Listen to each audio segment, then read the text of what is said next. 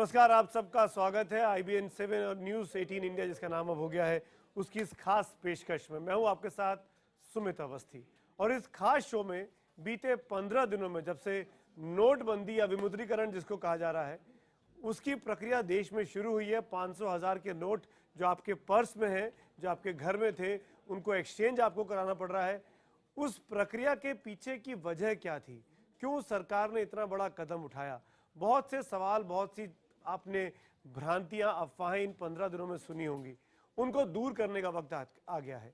वो तमाम चीज़ों के कन्फ्यूजन जो आपके दिमाग में चल रहे हैं उसको दूर करने के लिए इस वक्त हमारे साथ यहाँ पर न्यूज़ 18 इंडिया के न्यूज़ रूम में मौजूद हैं जाने माने अर्थशास्त्री कह लीजिए, समाजशास्त्री कह लीजिए, सामाजिक वैज्ञानिक कह लीजिए, अनिल बोकिल साहब। बोकिल साहब, स्वागत है आपका। बोकिल साहब वो शख्स हैं जो एक NGO चलाते हैं जिसका नाम है अर्थ क्रांति प्रतिष्ठान। ये इस NGO के बारे में बीते एक हफ्ते से आप लोग काफ़ी पढ़ रहे होंगे, सुन रहे होंगे और ये भी लिखा जा रहा है कि अर्थ क्रांति ही वो संस्था है जिसने सरकार को ये प्रस्ताव पहली बार दिया कि आप इस कदम को उठाइए। आर्थिक जगत में क्रांति लाने के लिए, हमारे अर्थ जगत में जो विसंगतियां हैं उसको दूर करने के लिए एक प्रस्ताव दिया गया अर्थ क्रांति का। और उस प्रस्ताव का एक हिस्सा ये भी था कि बड़े जो नोट हैं 500 और 1000 जैसे, उनकी क्या जरूरत, उनको बंद करना चाहिए। अब खुद अनिल बोकिल साहब मेरे साथ हैं। इन नोट के बंद होने से हमको आपको बहुत दिक्कतें हो रही हैं, बहुत से सवाल मेरे पास आ चुके हैं। आप भी भेजते रहिए, हमारा हैशटैग है आस्क बोकिल। न्यूज़ 18 इंडिया के ट्विटर हैंडल पर जाकर, हमारे फेसबुक पेज पर जाकर आप सवाल पूछिए। मैं कोशिश करूंगा मैक्सिमम सवाल को इस दौरान इस लाइव शो में लेने की। आगे बढ़े, बोकिल साहब के साथ बातचीत का सिलसिला शुरू करें। एक छोटा सा आपको दिखाते हैं कि इस अर्थ क्रांति और बोकिल साहब का क्या इतिहास रहा है, क्यों उन्होंने इतना बड़ा बीड़ा अपने सर पर उठाया। बैंकों में लगे हैं या क्या कहते हैं, बहन की शादी का सामान लेकर आए। ये परेशानी नहीं है? हमें तो कोई प्रॉब्लम नहीं है मैडम, अच्छा हुआ। नोटबंदी पर ये देश की जनता की आवाज है। कोई परेशानी के बावजूद सरकार के फैसले के साथ खड़ा है तो किसी का मानना है कि सरकार ने इसे सही ढंग से लागू नहीं किया। जैसे जैसे दिन बीत रहे हैं, कतारों की लंबाई कम जरूर हो रही है, लेकिन बाजार में रौनक लौटने का नाम नहीं ले रही है। कम पूंजी से काम करने वाले लोग इससे सबसे ज्यादा परेशान नजर आ रहे हैं। खुले लेकर नहीं आ रहे, यही प्रॉब्लम आ रही है। कैसे व्यापार कैसे चल रहा है फिर? व्यापार बोलेगा तो एकदम डमाडोल है। बस वही परेशानी है, छुट्टा नहीं, धंधा नहीं होता है। हम लोग छोटा धंधा वाले हैं। नोटबंदी के बाद कई जगह पर कतारों में धक्का मुक्की और मारपीट की तस्वीरें भी आ रही हैं। तो संसद में भी इस मुद्दे पर घमासान छिड़ा है। संसद का कामकाज ठप है। संसद परिसर में धरना प्रदर्शन हो रहा है। विपक्ष एकजुट हो गया है। बहुत बड़ा सवाल है, प्रधानमंत्री अंदर आने से क्यों डर रहे हैं? कुछ ना कुछ कारण तो होगा कि प्रधानमंत्री को घबराहट है कि मैं अंदर ना जाऊं। आपसे मेरा कहना है कि इन सारे लोगों के ऊपर कोई जो सरकार ने फैसला किया है, शरद यादव जी, आपको 10 लाख का मुआवजा देना चाहिए। वहीं सरकार विपक्ष की दलीलों को खारिज कर रही है। और कुछ लोग कह रहे हैं सारे खाते नहीं, किसी को खाने देते नहीं। खाते नहीं मैंने खाना नहीं, मैगी नहीं, बैगी खाते नहीं। संसद से सड़क तक छिड़े इस घमासान की एक वजह है नोटबंदी और सरकार के इस बड़े फैसले के पीछे जिस शख्स का दिमाग है उनका नाम है अनिल बोकिल। अनिल बोकिल ही वो शख्स हैं जिन्होंने सरकार को नोटबंदी का सुझाव दिया था। उनका मानना है कि सरकार ने जिस तरह से नोटबंदी लागू की है वो उनके सुझाव का महज एक हिस्सा है। काले धन को जो समाज व्यवस्था में घुमाने का इसका जरूर फायदा होगा, क्योंकि नोट कम हो जाएगी तो उसका रेट भी कम हो जाएगा। घूमने का जो कदम है सरकार का, ना तो हम इसको वेलकम कर रहे हैं ना तो इसको रिजेक्ट कर रहे हैं, हम इसको एक्सेप्ट कर रहे हैं और पॉजिटिव डायरेक्शन से एक्सेप्ट कर रहे हैं। नोटबंदी का मकसद काले धन पर लगाम लगाना, जाली नोटों को खत्म करना, आतंकवाद और नक्सलवाद को कमजोर करना है। लेकिन क्या इस फैसले से इस मकसद को पूरी कामयाबी मिलेगी? क्या फैसले से हो रही परेशानी के बाद एक बेहतर कल की उम्मीद पूरी होगी?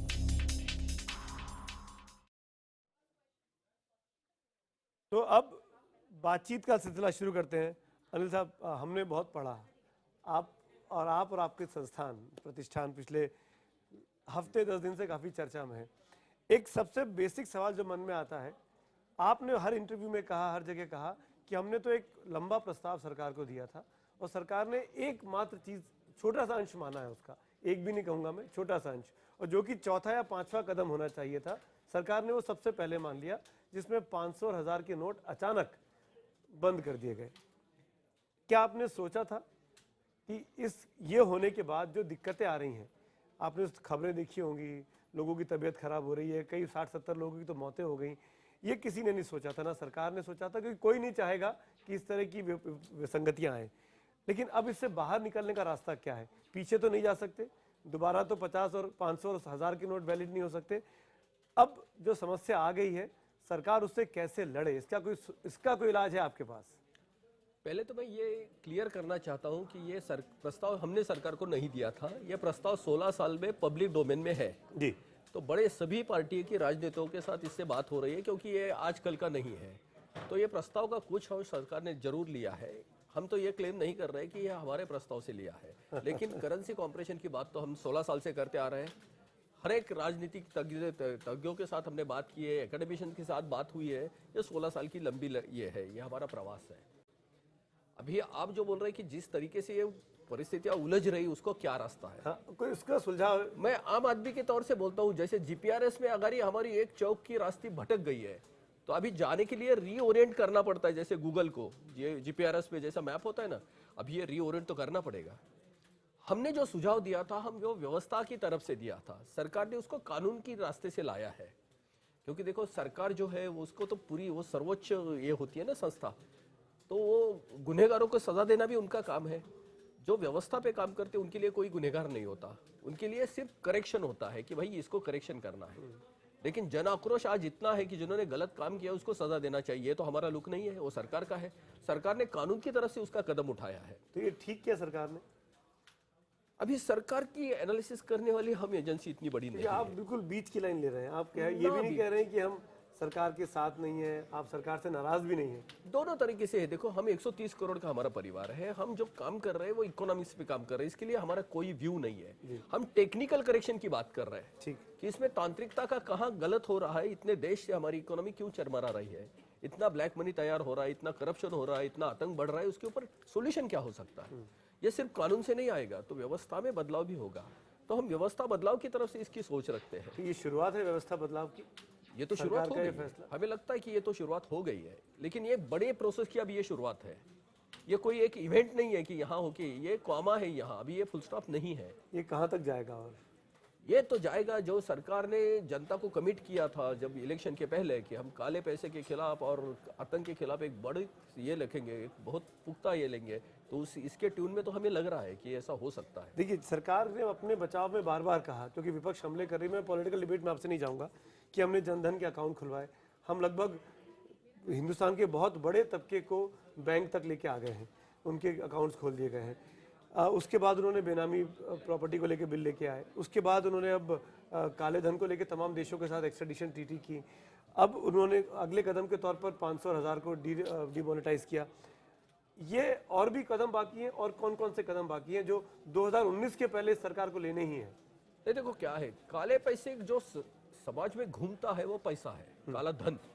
अगर सरकार काले धन की यानी काले पैसे की निर्मित का सोचे, तो हमारा जो कर व्यवस्था जो है उसको करेक्ट किए बगैर ये इसकी निर्मित नहीं रुकेगी। हाँ, इसका सर्कुलेशन में सरकार रोक लगाएगी कुछ देर तक, क्योंकि ये सिस्टम तो काला धन तैयार करती रहेगी।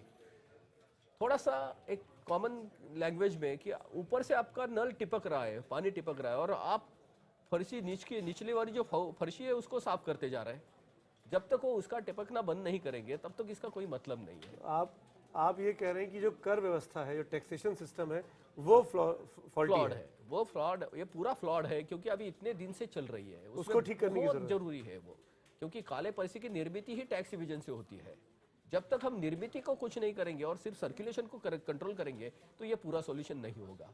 हाँ, सर्कुलेशन को कंट्रोल करना, उसकी गति को कम करना ये हो सकता है, लेकिन निर्मित के लिए तो अभी कर व्यवस्था पे काम करना ही पड़ेगा। एक सवाल में इसके पहले दर्शकों के सवालों बहुत से सवाल आ रहे हैं, लेकिन एक सवाल और मैं पूछना चाहूंगा, तो जीएसटी क्या उस तरफ एक कदम है सरकार का? सरकार कह रही है कि एक देश एक टैक्स, क्या आप यही इसी की बात करते हैं आपकी संस्था भी? जीएसटी अभी देख रहे हैं कि अभी तो आ ही नहीं रहा, क्योंकि हर एक स्टेट की अलग अलग मांग है, उसके टीयर तो अभी आ रहे हैं। वो इसमें डायरेक्ट टैक्स की तो बात ही नहीं है, वो तो इनडायरेक्ट टैक्स है। अर्थ क्रांति एक ही टैक्स ऐसा है, वन नेशन वन टैक्स, इसके से उसमें कोई डिस्क्रिमिनेशन नहीं, कोई प्रॉब्लम नहीं, ये सिर्फ अर्थक्रांति परिपूर्ण उत्तर है उसका। बिल्कुल, वन नेशन वन टैक्स, इस पर भी मैं आपसे बात करूंगा वकील साहब। मेरे साथ कुछ सवाल आ गए हैं, मैं चाहूंगा कि दर्शकों का समय मैं बीच से हटता हूँ, सीधे दर्शकों को आपके पास थ्रू करता हूँ। पहला सवाल दिल्ली से है, वकील है अनिल पांडे साहब, उनका सवाल क्या है पहले वो सुनते हैं और फिर अनिल वकील साहब जवाब देंगे। अनिल जी, मैं ये पूछ रहा हूँ आपसे, क्या ये जो आपने सुझाव दिया ये भारतवर्ष के सुदृढ़ता और सुदृढ़ करने में भारतवर्ष को और काला धन को संकलित और उसको पराभावित करने के लिए एकमात्र उपाय था, या कई और सशक्त उपाय हैं जिसमें ये एक था? एकमात्र तो था ही नहीं, कोई भी ऐसी चीज नहीं होती कि जो एकमात्र उपाय होती है। इसके साथ और भी है, लेकिन उसको रोका किसने है? लेकिन इसको भी एक अहम है, ये एक अहम कदम है, ये एकलौता कदम नहीं है और ये एकलौता डायरेक्शन नहीं है। देखो क्या है, ये जो देश इतना बड़ा है तो इसको चलाने के लिए अलग अलग रास्ते हो सकते हैं और वो भी आज भी ओपन है वो ऑप्शन। वो क्या ऑप्शन? उसके किस, अगर आप बता सकें क्या किस तरह का ऑप्शन? नहीं, अभी जैसे कड़े कानून तो सरकार बनाई नहीं जा रही है, उसको तो कौन रोक रहा है ना, उसको तो चैलेंज दिए जाएंगे, वो सब होते रहेगा। लेकिन व्यवस्था की तरफ से अगर आपके पास बड़ी करेंसी नोट रहेगी नहीं तो आप उसको मूव करना आपके लिए मुश्किल होगा। इसके लिए कानून की जरूरत नहीं है, ये व्यवस्था का ये हो गया ना। ये तो ऐसा अर्थक्रांति का बिल्कुल कहना नहीं है कि एक ही रास्ते से सभी मंजिल मिलती है, ऐसी नहीं है। एक मंजिल के लिए अलग अलग रास्ते हो सकते हैं। क्या इससे देश में जितना काला धन है सब बाहर आ पाएगा इस डिमोनेटाइजेशन से? वो काला धन नहीं वापस आएगा, काला पैसा लेकिन उजागर हो जाएगा। काला पैसा अलग होता है और काला धन अलग होता है। जो स्टेबल हो जाता है, जो फ्रीज होता है वो धन होता है, जो करंट में रहता है, जो मूव होता है वो पैसा होता है। ये पैसा तो अभी आ रहा है बैंक में, धन अभी लॉक हो जाएगा, वो मॉनिटर के अंडर आ जाएगा, लेकिन वो इतना ज्यादा ये नहीं देता, त्रासदी नहीं देता, क्योंकि वो फ्रीज हो गया है। इसके ऊपर तो हम गवर्नेंस रख सकते हैं, लेकिन पैसा एक्टिविटी को बढ़ावा देता है, वो समाज को और ज्यादा करप्ट करता है, उसको अभी रोक लगी ही। चलिए इसी नोट पर कि ये जो सरकार के पास पैसा आ रहा है या जो 500 और 1000 के नोट 31 दिसंबर तक सरकार के पास नहीं पहुंचने वाले हैं, उस रकम के बाद सरकार की क्या नीति होगी ताकि आम जनता तक जो पैसा इकट्ठा किया आम जनता का, उससे कैसे जनता के लिए काम किया जा सके। एक छोटा सा ब्रेक के उस पार अनिल बोकिल के साथ एक खास बातचीत जारी है। अपने सवाल #AskVokil पर आप लगातार पूछते रहें। एक बार फिर इस खास प्रोग्राम में आपका स्वागत है न्यूज़ 18 इंडिया पर। अनिल बोकिल साहब मेरे साथ लगातार मौजूद हैं। अनिल बोकिल साहब को कहा जाता है कि जो विमुद्रीकरण का जो प्रस्ताव सरकार के पास आया उसके कोई चाणक्य हैं, उसके कोई ज्ञाता हैं, गुरु हैं, तो इनकी संस्था जिसके बोकिल साहब रिप्रेजेंट कर रहे हैं हमारे साथ, अर्थ क्रांति है, जो कि पिछले 16-17 सालों से पब्लिक प्लेटफॉर्म पर अपने इस आर्थिक प्रस्ताव को लेकर सबके सामने मौजूद है। हम आपके साथ बातचीत की शुरुआत करें इस सेगमेंट में। वो मैं आपसे एक चीज़ जानना चाहूँगा, विपक्ष ये इल्ज़ाम लगा रहा है जब से आपके संस्था का नाम चला कि सरकार आपके झांसे में आ गई, बहकावे में आ गई, क्योंकि आप इसी तरह का प्रस्ताव लेकर बीती सरकार के पास भी गए थे, यूपीए की सरकार के पास, उन्होंने माना नहीं, उन्होंने कुछ भी मजबूरी दिखाई। क्या आप एक खास तबके से, एक खास पार्टी से जुड़े हुए हैं, इसीलिए आपका प्रस्ताव इस सरकार ने माना और बीती सरकार ने नहीं माना? देखो, हम तो पहले ये नहीं मानते कि ये हमारा प्रस्ताव सरकार ने माना है, क्योंकि ये बहुत अंश का एक छोटा अंश है हमारे प्रस्ताव के। दूसरी चीज़ है, हम तो हर पॉलिटिकल पार्टी के पास जा रहे हैं, क्योंकि हम कॉमन मैन हैं। हम 130 करोड़ का हमारा परिवार मानते हैं, ना हम किसी पॉलिटिकल पार्टी के साथ हमारा कोई नाता है, ना कभी रहेगा। हम तो कॉमन मैन है, हम अपनी ज़िंदगी साफ सुथरी चाहते हैं। हम एक ऐसे देश में पैदा हुए हैं, लेकिन इस देश के जो आज के माहौल है, आज का नहीं है, कितने सालों से चल रहा है। हम करप्ट जिंदगी नहीं जीना चाहते, हमें साफ सुथरी जिंदगी चाहिए। हम पेशेंट है और ये सरकार जो है ना वो डॉक्टर है, लेकिन दवा कोई दे नहीं रहा ना, तो मरीज ही खुद की दवा लेके आ रहा है कि भाई ये तो देखो ये सही या गलत है। हम किसी को ये नहीं बोल रहे, लेकिन मरीज ने खुद ही डॉक्टर की पढ़ाई कर ली और कहा कि मुझे ये दवा लेके आ रहे हैं कि इस दवा में गलत क्या है ये तो बताइए, अगर सही है तो हमें दे दो। क्योंकि देने का तरीका सिर्फ डॉक्टर के हाथ में है। यूपीए ने आपका प्रस्ताव क्यों नहीं माना था? आप जब मिले थे पिछली सरकार से, पवन मनसर, देखो मुझे ये लगता है हमें कि शायद यूपीए के पास क्लीन मेजोरिटी नहीं थी। ये डिसीजन के लिए बहुत बड़ी ताकत चाहिए, दोनों पॉलिटिकल और पर्सनल भी इतना करेज चाहिए, तो शायद ये दोनों ये गवर्नमेंट में होगी। जी चलिए, मैं सवालों का सिलसिला शुरू करता हूँ। मेंबर ऑफ पार्लियामेंट है समाजवादी पार्टी के नरेश अग्रवाल साहब, उनका एक सवाल हमारे पास आया है, मैं चाहता हूँ वो सवाल सुनाया जाए बोकिल साहब को। प्रधानमंत्री जी ये डिसीजन लेने में आपने इतनी जल्दी क्यों हुई? आपने अपने मंत्रिमंडल को कॉन्फिडेंस में क्यों नहीं लिया? आपने उसका विकल्प क्यों नहीं छांट के रखा? देश की जनता को आप लाइन में लगाने के कौन अधिकारी होते हैं? और जो नोट लीगल है उसको आप इलीगल कैसे कह सकते हैं? जो नोट लीगल है वो इलीगल कैसे हो सकता है? नहीं, लेकिन ये सवाल तो मुझे नहीं है, ये तो प्रधानमंत्री को पूछा है। अगर ये हमें पूछता है तो जी लीगल हो सकता है, वो इलीगल भी हो सकता है। दुनिया में डिमोनेटाइजेशन ये पहली बार नहीं हुआ है, भारत में भी ये पहली बार हुआ है और उसका कानून भी है जी। तो ये पार्लियामेंटेरियन कैसा ऐसे सवाल पूछ सकते हैं, मुझे मालूम नहीं है। 78 का डिमोनेटाइजेशन में ये इसका कानून बन गया है, आज भी वो लाइव है ना। तो जो मेरे पास नोट है जिस पर एक लीगल टेंडर हस्ताक्षर है बस और वो कहा गया है कि ये नोट मैं आपको धारक को अदा करने का वचन देता हूँ, वो जब चाहे सरकार बेकार का साबित कर सकती है। बिल्कुल, आज एक सबसे बड़ी धारणा है कि ये लीगल टेंडर है, उसके पीछे सोना वीना कुछ नहीं होता है। अच्छा, हाँ, ये सबसे बड़ी हमारी धारणा है कि ये जो मुद्रा बनती है यानी नोट बनती है उसके पीछे सोने का कुछ तो ये रहता है बैकअप। हाँ। ये भारत में 56 में डिस्कनेक्ट हुआ है। ओह, हाँ, तो दुनिया में वो 71 में जो डॉलर की नोट है वो 71 में सोने से डिस्कनेक्ट है। आज के सिर्फ जो स्टेटस है वो कॉन्स्टिट्यूशनल स्टेटस से ये बनती है, यानी ये लीगल टेंडर जो है वो कॉन्स्टिट्यूशनल फ्रेम है।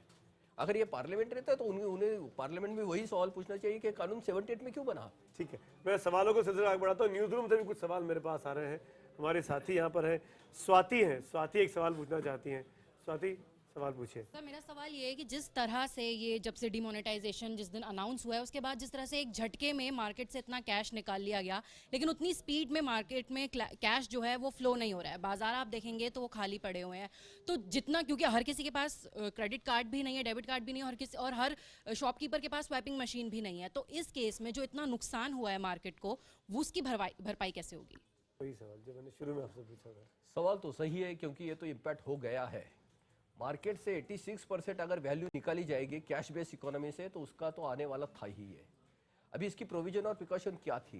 देखो क्या है, अगर इसके पीछे सरकार का कोई ये होगा कि ये कोई आतंकी के लिए, अगर ये बड़ी मात्रा में अगर इनके पास कोई ये आ गई होगी इंफॉर्मेशन कि इसकी वजह से हमें निकालना पड़ रहा है, अगर ये इमरजेंसी का कदम है तो हमें उसको स्वीकार करना पड़ेगा इतनी बड़ी मात्रा में। लेकिन इसके साथ हमें लगता है कि सरकार ने 2000 रुपए की जो नोट लाई है बीच में, तो यही इसका कंपेंसेशन के लिए लाई है। क्योंकि शॉर्ट पीरियड में देखो कैसा होता है कि एक नेशनल हाईवे का आपको रिपेयरिंग करना है, बहुत ट्रैफिक है, तो आपको एक डाइवर्शन देना पड़ता है। तो सरकार ने ये डाइवर्शन रखा है 2000 के नोट में। और वो क्या है कि 1000 के नोट की जितनी प्रिंटिंग करनी चाहिए उसकी 50% में ही ये 2000 की नोट आ जाएगी, और ये भी बाद में ली जाएगी वापस, ऐसा हमें लगता है। कम कॉस्ट में 2000 वापस लिया जाएगा, ऐसा हमें लगता है। ज्यादा इकट्ठी नहीं करनी चाहिए। मतलब मोदी जी ने पहले कहा है कि हम कैशलेस इकोनॉमी की तरफ जा रहे हैं, तो शायद ये तो उनका इंडिकेशन तो क्लियर है। तो 2000 की नोट इसी इसमें से आई होगी कि ये time being stop gap adjustment हो सकती है। इतनी बड़ी वैल्यू अगर कैश इकोनॉमी से जाएगी तो ये शॉक तो आने वाला था ही। तो सरकार 1000 का भी लेके आने वाली बात थी, 500 भी लग रही है, लेकिन वो है नहीं अभी। अच्छा, जो अभी देखो क्या है, ये सरकार नहीं है अभी, ये डायरेक्टिव्स है, ये कानून नहीं है। आपका तो अर्थतंत्र क्या, मैं ब्रेक में जा रहा हूँ, ब्रेक के बाद लौटूंगा। एक खास बात बता दूं, अर्थतंत्र की फिलॉसफी में, वकील साहब की फिलॉसफी में ये है कि सबसे बड़ी करेंसी अगर कोई होनी चाहिए तो 50 रुपए का नोट होना चाहिए। उससे बड़े नोट की जरूरत ही नहीं है। बाकी सब लोग जो ट्रांजैक्शन करना है वो credit card, debit card, plastic money से करें और सीधे ट्रांसफर करके करें। इसके पीछे क्या सोच है, इससे डिबेट की चर्चा की शुरुआत करेंगे। एक छोटे से ब्रेक के बाद तुरंत हाजिर होते हैं। इस खास पेशकश में आपका एक बार फिर से स्वागत है। #AskBokil, अपने सवाल पूछते रहिए। बहुत बड़ी तादाद में सवाल लगातार मेरे पास हिंदुस्तान भर से आ रहे हैं, कुछ सवाल तो बाहर से भी हैं। चर्चा की शुरुआत करता हूं, उसके पहले वकील साहब एक चीज़ में सीधे आपसे जानना चाहूँगा। प्रधानमंत्री ने जब ये स्कीम की घोषणा की 8 तारीख की रात को 8 बजे, तो बार बार कहा, 3-4 वजह बताएं कि क्यों वो कर रहे हैं, जिसमें काला धन और करप्शन दोनों को उन्होंने कहा। आपको लगता है कि अब ये डीमोनेटाइजेशन होने के बाद काला धन और करप्शन पर लगाम लग गई है या लग जाएगी 31 दिसंबर के बाद? ये तो डेफिनेट होगा। देखो कैसा होता है, कैश ट्रांजैक्शन जब होता है, रोक में करते हैं तो उसके फुटप्रिंट नहीं रहते। जैसे समझो मैंने आपको 100 रुपए दिया, कोई ये एस्टेब्लिश नहीं कर सकता ये पैसे आपके कहाँ से आए, उसका ट्रेल नहीं रहता है। अगर वो बैंक से आएगा, डिजिटल आएगा, तो उसके ट्रेल रह जाते हैं, फुटप्रिंट आ जाती है, तो पूरा ट्रांजैक्शन ट्रांसपेरेंट हो जाता है। अभी करप्शन की इतनी बड़ी वजह क्यों है, इसका जो व्हीकल आ गया है वो नॉन ट्रांसपेरेंट ट्रांजैक्शन है। अगर आप उसको रोक देंगे तो सबके ट्रेल मिल जाएंगे, तो करप्शन में ऑटोमेटिकली चेक हो जाएगा ना। मैं तो आपसे करप्शन में तो चेक से तो पेमेंट नहीं ले सकता है ना, तो अकाउंट भी फ्रीज कर सकती है गवर्नमेंट उसके बाद में। अभी प्रॉब्लम यही है हमारे यहाँ, जो नॉन ट्रांसपेरेंसी जो है ट्रांजैक्शन में, वो कैश की वजह से है। अभी दूसरी बड़ी चीज़ है कि 86% इतनी बड़ी वैल्यू 500 और 1000 में है। हमारे देश में $2 के नीचे जो लोग हैं वो 70% के लगभग कम ज्यादा है। 70% $2 यानी 130-140 रुपया। इतनी ज्यादा पॉपुलेशन के नीचे है जिनकी रोज की आय भी 150 रुपया नहीं है, तो उनको किस लिए 500 और 1000 की नोट चाहिए? किसके लिए है? देखो क्या है, मार्केट व्यवस्था में सबसे ऊंचा जो होता है वो ग्राहक होता है और सबसे नीचा जो होता है वो भिखारी होता है। दोनों ये आदमी है, दोनों के पास जरूरत होती है। जिसके पास जरूरत प्लस क्रय शक्ति यानी पैसा होता है वो ग्राहक बन जाता है। जिसके पास जरूरत है लेकिन क्रय शक्ति नहीं, वो भिखारी हो जाता है। हमारे देश में हम 70% लोगों को भिखारी रख रहे हैं। दूसरी चीज क्या है, इकोनॉमी में इतना पैसा अगर नोटों में रखेंगे तो नोट क्या होती है, जैसे हमारे घर की किताब होती है प्राइवेट पोजीशन में, मैंने पढ़ा वो वैसे पढ़ी रही, लेकिन ये किताब अगर पब्लिक लाइब्रेरी में हो जाएगी तो सबको पढ़ने की मिलेगी। मतलब आप ये कह रहे हैं कि अपने पैसे को बैंक में जमा करो, पब्लिक डोमेन में लाओ ना, तो जब आप यूज नहीं करोगे तो किसी और कोई और यूज करेगा। घरों में माताओं बहनों ने जो 2000, 5000, 10,000, 20,000, 50,000 इकट्ठे करके रखे थे, जो आज परेशान है, फिर बैंकों में जाके जमा करना पड़ रहा है। इसको धन नहीं बोला जाता, इसको प्रोविजन बोली जाती है। अच्छा। इतनी छोटी अमाउंट है ना, तो इसका कोई मतलब नहीं है। देश इतना बड़ा है कि 2000 लाख इसकी कोई वैसी बड़ी ये नहीं है, उनकी वो सिक्योरिटी की कल्पना है। अच्छा। लेकिन इतना ज्यादा पैसा अगर आप घर में रखोगे बोरियों में, तो उतना खून शरीर का आप बाहर निकाल के रख रहे हो। इकोनॉमी तभी घूमेगी जब ये पूरा शरीर सर्कुलेशन में रहेगा। अभी क्या हो रहा है कि नोटों की जो गुठलियां बन गई है हमारे खून में, तो वो ब्लड सर्कुलेशन आगे नहीं हो रहा है। बिल्कुल, इसलिए इतना आक्रोश क्यों है लोगों के में कि हमारी पूरी लाइफ मोनेटाइज हो गई, पैसे की सिवा तो अब कुछ काम नहीं चल रहा है और पैसा नीचे नहीं पहुंच रहा है। राइट, वो तभी पहुंचेगा, वो पब्लिक डोमेन में जाएगा। पब्लिक डोमेन का मतलब होता है वो बैंक में जाएगा, और जब बैंक में जाएगा तो सरकार के पास पैसा आएगा, तो सरकार जन साधारण के लिए तमाम योजनाएं बना सकती है। बैंकों का पैसा सरकार का नहीं होता है, वो पब्लिक का होता है। और बैंक का यही व्यवसाय होता है कि उसको घुमाते रहना। बैंक वो पैसा लेके करेगी क्या? बिल्कुल। मैं सवालों का सिलसिला शुरू करता हूँ। आपने बीटीटी की बात की, हमने शुरू में पूछा था पिछले सेगमेंट्स में। एक सवाल है, जाने माने टैक्स एक्सपर्ट्स हैं हिंदुस्तान के, शरद कोहली उनका नाम है, वो आपसे बीटीटी के संबंध में कुछ पूछना चाहते हैं। खुद टैक्स एक्सपर्ट है, सुनते हैं क्या कह रहे हैं कोहली साहब। आजकल हमारी 130 करोड़ जनता है, मान लीजिए देश में 30-40 करोड़ खाते हैं, तो बाकी लोगों के तो आज की डेट में बैंक में खाते ही नहीं है। तो क्या जब हम बैंकिंग ट्रांजैक्शन टैक्स, मतलब बैंक में जो भी ट्रांजैक्शन किया जाएगा उस पे एक कर लगा दिया जाएगा, तो क्या इस कर को लगाने से, इसके दो पहलू हैं, एक तो ये कि जो आम जनता है क्या उसको इससे परेशानी नहीं होगी?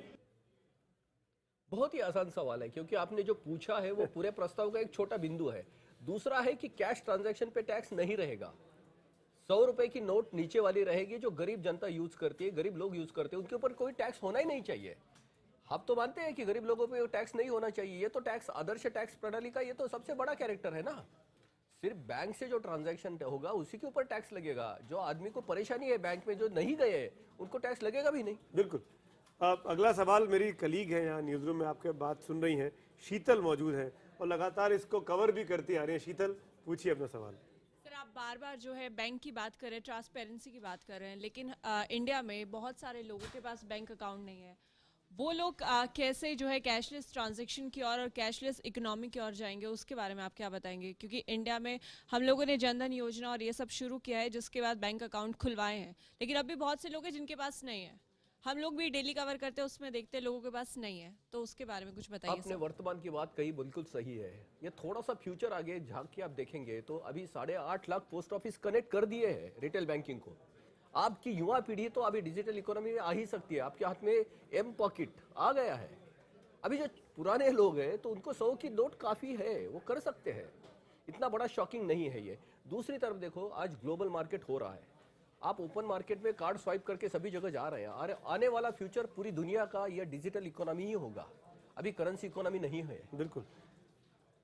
मैं आपसे दर्शकों के सवाल लेता हूं, मैं अपने सवाल कम करता हूं कि मेरे पास तो बहुत से सवाल हैं। एक हमारे दर्शक है दिल्ली के, गौरव चावला, उनका एक सवाल मेरे पास पहुंचा है। ये आर्टिस्ट है, ये कुछ पूछना चाहते हैं। गौरव जी। डिमोनेटाइजेशन का जो फैसला सरकार ने लिया है, उससे कई हद तक आजकल आप देखेंगे अफरा तफरी मची है। मेरा सोच ये है कि अगर ये थोड़ा कुछ बेहतर प्लानिंग से किया जाता तो बेटर नहीं होता। हर चीज में इम्प्रूवमेंट के चांसेस होती ही है, तो इसमें भी इम्प्रूवमेंट के चांसेस है ही, लेकिन कोई भी चीज परफेक्ट नहीं बनती है। इसका मतलब ये नहीं है कि ये सब जो अफरा तफरी है उसको हम स्वीकार कर रहे हैं, लेकिन एक बड़ा ऑपरेशन होगा तो थोड़ा ब्लीडिंग तो होगा ही। अगर आप बोलेंगे कि ब्लडलेस अगर हमें करना है तो ये बड़ा ऑपरेशन नहीं हो सकता है। आप पहले ये समझना है कि ये बहुत ही बड़ा कदम है। ये अब ये इसको ये भी कह सकते हैं ये ब्लडलेस रेवोल्यूशन की तरफ जा रहा है। इतना बड़ा ये पूरी सदी में इतने 130 करोड़ की इकोनॉमी को एक ढांचे से दूसरे ढांचे में डालना इतना आसान काम नहीं है। इसके लिए बहुत करेज भी चाहिए और थोड़ी कीमत भी उसकी देनी चाहिए। हम जैसे आम आदमी को इसकी तकलीफ तो हो ही रही कि जो मेरे पास भी कार्ड नहीं है। अब मैं आपको एक शेयर करता हूँ, मैं अभी एक होटल से निकला था, मेरे जेब में 100 की नोट थी और थोड़ा बिल बढ़ गया तो मुझे रिक्वेस्ट करनी पड़ी कि भाई बाकी आके मैं बाद में आपको पेमेंट करूंगा क्योंकि मेरे पास कार्ड नहीं है। लेकिन ये तो है ही, ये फेस करना पड़ेगा, देश के लिए करना ही पड़ेगा। और ये सिस्टम हमें पूछ के नहीं बदलने वाली। अभी ये डिसीजन हुआ है, अभी इसको सिर्फ पॉजिटिव कैसे ले सकते हैं यही हमें सोचना है। मैं एक दिल्ली के बाहर के दर्शक भी सवाल कर रहे हैं। चंडीगढ़ की एक सवाल मेरे पास है। पलक छात्र हैं, ये आपसे कुछ पूछना चाह रही हैं। इनका कंसर्न भी बहुत जायज़ मुझे लगता है। पलक अपना सवाल पूछ सकती हैं आप। पलक, मेरा सवाल अनिल बोमिल जी से ये है कि ये जो उन्होंने डीमोनेटाइजेशन का फैसला सरकार को सुझाव किया है, इससे क्या उनके हाथ बड़ी मछलियां भी फंस पाई हैं या फिर सिर्फ गरीब और मिडिल क्लास लोगों को लाइनों में लग के धक्के ही खाने पड़ रहे हैं? ये सवाल बहुत जेन्युइन है सर। ये बहुत ही जेन्युइन है और मैं उसी का है जो धक्के खाने वाले इसमें से मैं भी हूँ। मैं बिहार के लक्ष्मण का कॉमन मैन हूँ। और ये जो बड़े लोग हैं ना वो क्यों में नहीं है, लेकिन उनकी बीमारी आपको मालूम नहीं, रात को अभी उनको नींद नहीं आ रही है, बोरियों में पैसा है। ये जो छोटे लोग हैं वो तो क्यों में लेके वो बच जाएंगे, 50 दिन के बाद उनके है ही कि उतने पास कितना।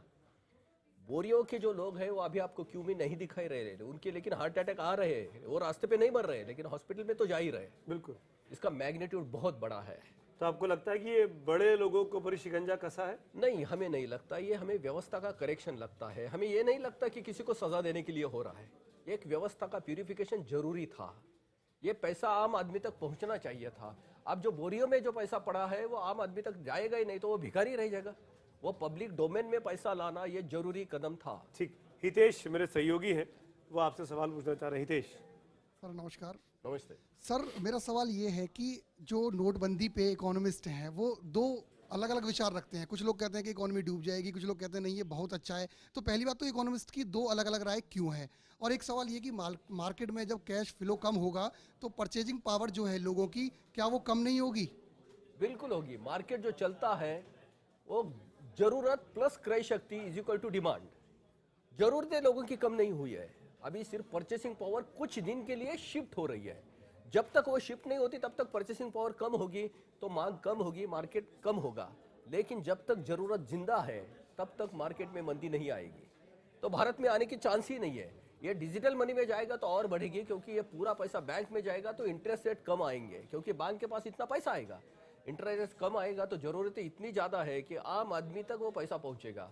जब पैसा पहुंचेगा तो डिमांड आएगी, डिमांड आएगी तो सप्लाई चेन घूमने लगेगी, सप्लाई चेन आएगी तो एम्प्लॉयमेंट आएगी और ज़्यादा इसकी इकोनॉमी बढ़ेगी। बहुत से सवाल रिपीट भी हो रहे हैं क्योंकि आप जवाब ऑलरेडी दे चुके हैं दूसरे सवालों में। तो बहुत से दर्शकों से मैं माफ़ी मांगूंगा क्योंकि आपके सवालों के उत्तर कुछ हद तक बोकेल साहब दे चुके हैं, इसलिए उन सवालों को नहीं ले रहा हूं। जो नए सवाल है उनको लूंगा, लेकिन एक छोटे से ब्रेक का वक्त यहाँ पर हो रहा है। ब्रेक के बाद बोकेल साहब बने हुए हमारे साथ। एक छोटा सा ब्रेक, ब्रेक के उस पार भी ये खास चर्चा इस खास शो में जारी है। आस्क बोकेल, आप अपने सवाल लगातार पूछते रहिए।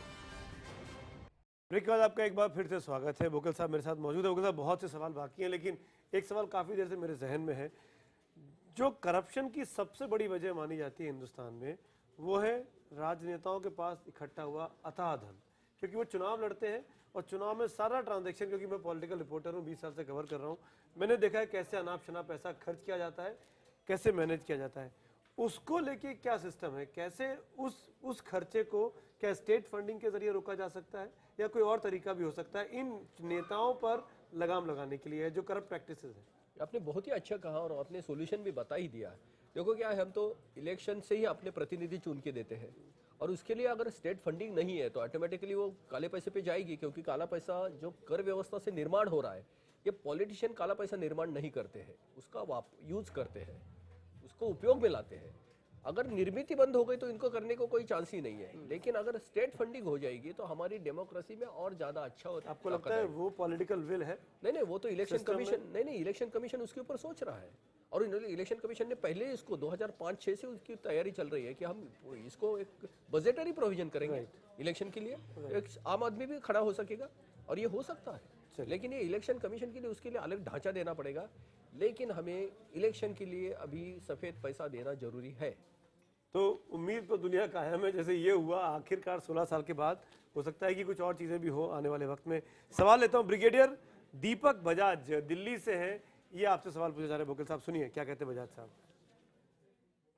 इस डिमोनेटाइजेशन के बारे में एक ही चीज़ जानना चाहता हूँ, क्या इसका असर हमारे देश के लिए एक्चुअली पॉजिटिव होगा, या इतनी जो हम ये भगदड़ कर रहे हैं, जो लोग लाइनों में खड़े हैं, ये व्यस्त जाएगा सब कुछ?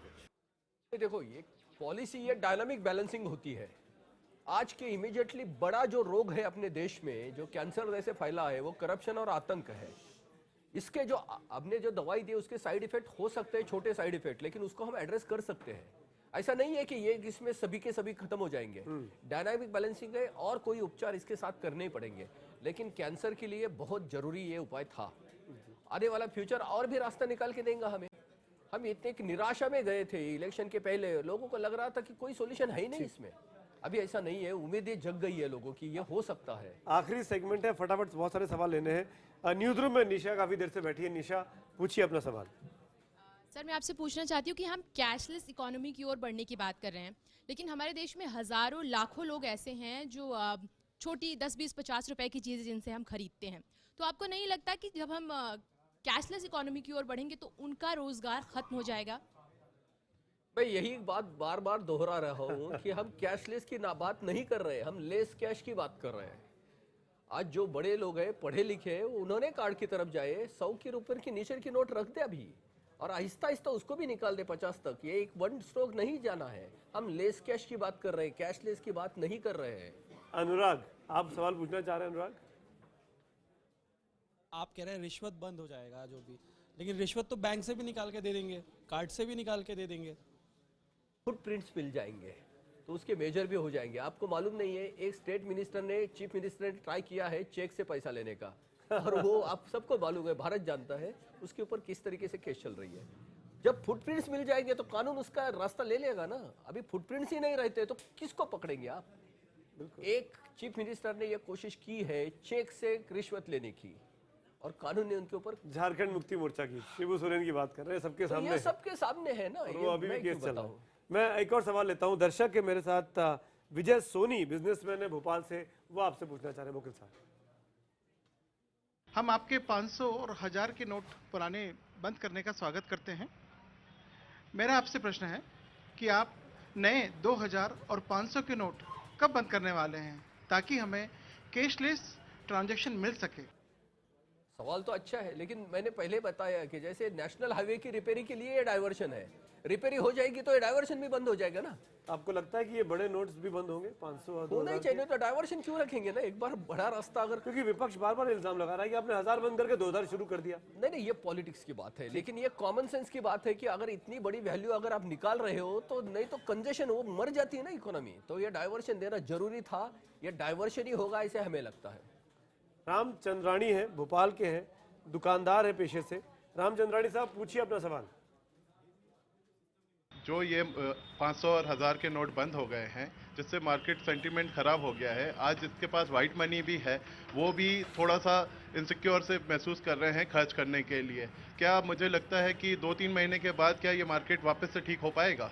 अच्छा सवाल तो इसलिए है क्योंकि आदमी का दिमाग ऐसा होता है, कोई चीज अनसर्टन हो जाती है तो इनसिक्योर महसूस करना ये तो आदमी का नेचर है। जब इनसिक्योरिटी आती है तो आदमी उसकी प्रिकॉशन और प्रोविजन दोनों लेने लगता है। आज जिनके पास सफेद पैसा है तो उनको जो अनसर्टन लग रहा है, लेकिन गवर्नमेंट भी फ्लेक्सिबल है, उनकी भी पॉलिसी होके आ रही है। जैसे जैसे फ्लेक्सिबिलिटी बढ़ेगी, लोगों का रिस्पांस पॉजिटिव होते जाएगा, ये सब सूरज जाएगा। हम डेमोक्रेसी के लोग हैं, अगर ये नहीं होगा तो हम उसके लिए झगड़ा करेंगे ना, रोड पे आएंगे। ये हमारी सरकार है, हम जनतंत्र के लोग हैं, सब सरकार के छोड़ पे नहीं चलेगा। सरकार अगर फ्लेक्सिबिलिटी नहीं दिखाती तो ये भी नहीं होता था। सरकार को फ्लेक्सिबिलिटी दिखानी पड़ेगी, 2-3 महीने के अंदर माहौल सुधर जाएगा, ऐसा हमें लगता है। बुकिल साहब, शुक्रिया अदा करूंगा, वक्त खत्म हो रहा है। बहुत बहुत धन्यवाद, आप आए मेरे साथ, आपने बात की। थैंक यू सो मच बुकिल साहब। बहुत अच्छा। मुझे उम्मीद है कि बहुत से दर्शकों को अपने सवालों के जवाब मिले होंगे। और कुछ मन में जो ग्रंथियां थी, धारणाएं थी, मिथ्याएं थी, वो दूर हुई होंगी इस बेबाक बातचीत से। अनिल बोकिल हमारे साथ लाइव थे। इस खास पेशकश में अभी इतना ही। न्यूज़ 18 इंडिया पर खबरों का सिलसिला आगे भी जारी है, बने रहिए हमारे साथ।